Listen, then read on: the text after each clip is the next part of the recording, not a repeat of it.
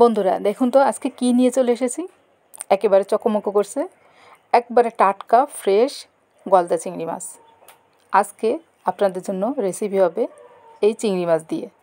আসসালামু আলাইকুম বন্ধুরা, চলুন তাহলে দেখা যাক আমার আজকের রেসিপি। আজকে হলো চিংড়ির মালাইকারি। সাথে থাকুন, দেখতে থাকুন।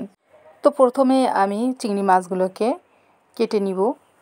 তো এই জায়গার এই যে বড় বড় মানে পাগুলো আছে, এগুলো আপনারা ইচ্ছা করলে রাখতেও পারেন, নাও রাখতে পারেন।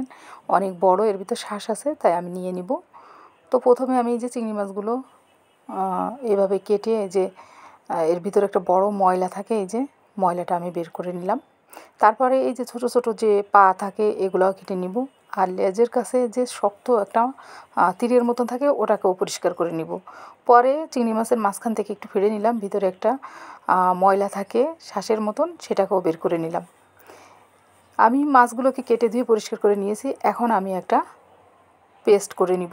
চলুন দেখা যাক আজকের পেস্ট কি কি থাকে।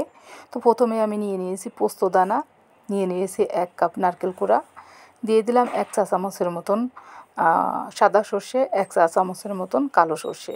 এখন আমি দিয়ে দিব কিছু পেঁয়াজ কুচি, একটা টমেটো ছোট ছোট করে কেটে নিয়েছি। এখন আমি একটু দিয়ে দিলাম ওই যে টক দইয়ের ভিতর যে পানিটা থাকে সেই পানিটা দিয়ে দিব, 2 টেবিল চামচ পরিমাণ টক দই। এখন আমি সব কিছু একসাথে ব্লেন্ড করে নিয়ে নিব। তো পেস্ট করা আমার হয়ে গেছে। এখন আমি মাছগুলোকে একটু হলুদ আর লবণ দিয়ে ভালো করে মাখিয়ে নিব। সামান্য একটু লবণ দিয়ে দিলাম আর সামান্য একটু হলুদ দিয়ে দিলাম। এখন আমি এটাকে ভালো করে ঝাঁকিয়ে হলুদটাকে আর লবণটাকে মাখিয়ে নিব। চুলায় দিয়ে দিছি প্যানে দিয়ে দিলাম আমি রান্নার তেল। এখন আমি মাছগুলোকে এক এক করে দিয়ে দিব প্যানের ভিতরে, দিয়ে আমি একটু ভালো মতন ভেজে নিব মাছগুলা। তো মাছগুলো প্রথম পাশটা আর কি হয়ে গেছে ভাজা। এখন আমি উল্টিয়ে দিব, উল্টিয়ে অপর পাশটাও ভেজে নেব। এইভাবে দেখুন যে কত সুন্দর করে আমার ভাজা গেছে, একবারে লাল লাল করে নিয়েছি ভেজে। আর যে মাছের পাগুলো ছিল সেগুলোও কিন্তু আমি এখানে দিয়ে দিয়েছি, একসাথে সব ভেজে নিয়েছি।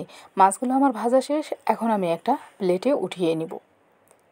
তো এখন আমি ওই তেলের ভিতরেই কিন্তু আমি দিয়ে দিলাম 2টা এলাচ আর 2 টুকরা দারচিনি। এখন আমি দিয়ে দিব সাথে কিছু পেঁয়াজ কুচি, দিয়ে পেঁয়াজটা একটু আমি ভাজা ভাজা করে নিব।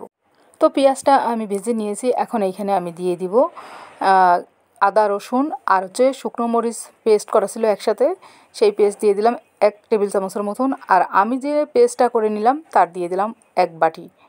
এখন আমি এই 2টা পেস্ট মিলায় সব কিছু একটু ভেজে নেব। যেহেতু এখানে আদা রসুন বাটা আছে, কাঁচা গন্ধ, তো ভেজে নিলে কাঁচা গন্ধটা থাকবে না। তারপরে দিয়ে দিলাম আমি পরিমাণ মতো লবণ। এখন দিয়ে দিলাম 1 চা চামচ হলুদের গুঁড়া, 1 চা চামচ মরিচের গুঁড়া, 1 চা চামচ ধনিয়ার গুঁড়া, হাফ চা চামচ জিরার গুঁড়া, দিয়ে দিলাম হাফ চা চামচের মতন গোলমরিচের গুঁড়া। এখন সমস্ত মশলা আমি ভালো করে ভেজে নিব, আর যাতে এর কাঁচা গন্ধটা না থাকে। দিয়ে দিলাম সেই বাটি ধুয়ে যে পানিটা, সেই পানিটা এখানে দিয়ে দিলাম। এখন আমি মশলার সাথে ভালো করে কষিয়ে নিব। হ্যাঁ, আমি বলতে ভুলে গেছি, এখানে আমি কিন্তু বাদাম বাটা নিয়ে নিয়েছি 1 টেবিল চামচের মতন।